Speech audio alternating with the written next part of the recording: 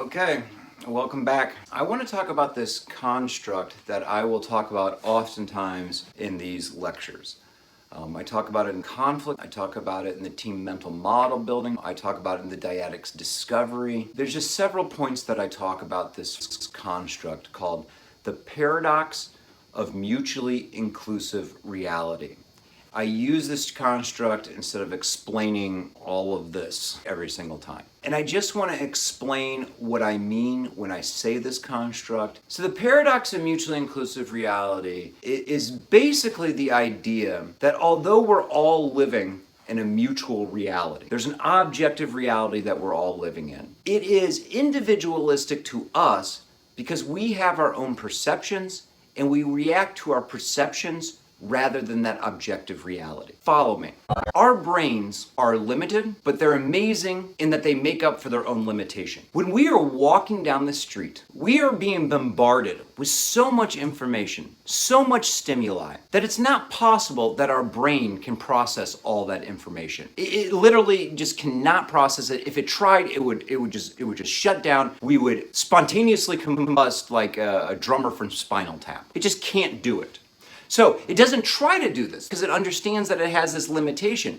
What it does is it only lets in certain bits of information and processes that information. What information gets let in is based on our individual filters. And our filters are based on all sorts of things. Your identity, your values, your morals, your personality, the emotions you're experiencing at the time, the situation you're in. There's all sorts of things that influence our individual filters. But they're individual to you. Whenever we're walking through life, our brain is filtering based on who we are. We're just getting little bits of information and we're constructing this reality as a result. The second part of this, the paradox of mutually inclusive reality, perceptions are reality. That is, it doesn't matter what is actually going on in an objective reality. What's important is people react based on their perceptions. So just to give you an example, if you've ever been walking down the street and for a split second you see something out of your corner of your eye and you think something's running to you and you've gone like that, and then you look and it was a bird flying, okay? It was something that was nowhere close to you,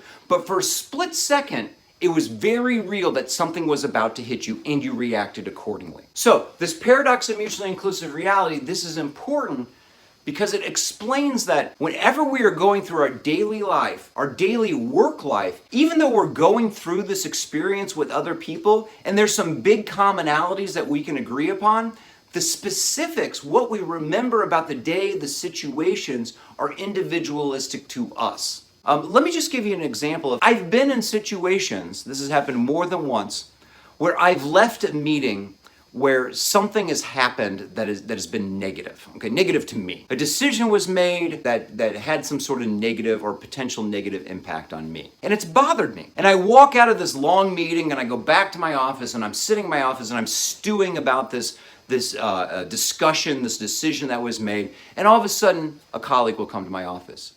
And as the steam is pouring out of my ears, they say, "Hey, can you believe what just happened?" And I say, "No." And then they start talking, and I don't have any idea what they're talking about. So here's what happened is, we just sat in the exact same meeting, but our specific memory about the meeting, about what was important in that meeting, is very individualistic to us. The decision that affected me, that's what I remember that meeting about. The decision that affected that other person, that's what they remember that meeting about. So this causes a problem, especially with conflict. It causes a problem with motivation sometimes. Sometimes I'll hear people say, the person's just crazy. I don't understand what they're doing. Well, I take it from a different perspective is more than likely, they're actually acting completely rational for their reality. The problem is we're not privy to their reality. So based on our reality, their behaviors make no rational sense. But for their reality, which we don't know, it does make sense. So I hope this helps. I will use this term over and over and over, the paradox of mutually inclusive reality. It's just the idea that even though we're going through life together, reality really is individualistic to us, that we need to be attuned to that other people are living in their own reality, not necessarily our reality.